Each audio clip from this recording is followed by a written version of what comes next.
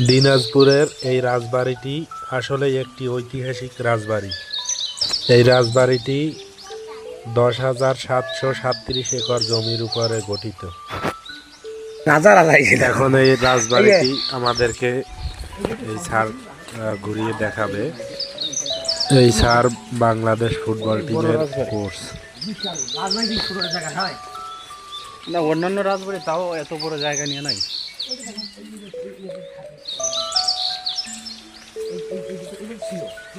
ভুতুরে বাড়ি এইটা তুমি রানী গোসল করতে দেবে।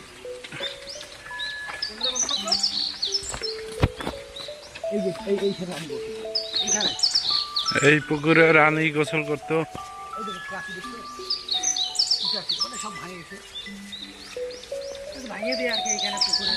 না না ভাঙে, প্রাচীর ছিল দিন কালক্রমে ভাঙে গেছে। এই দেখো এখনো প্রাচীর দেখো কত উঁচা, অনেক উঁচু প্রাচীর ছিল সেই সময়। এখন তো ভাবে গেছে, ইয়া হয়ে গেছে। কত বছর আগে স্যার?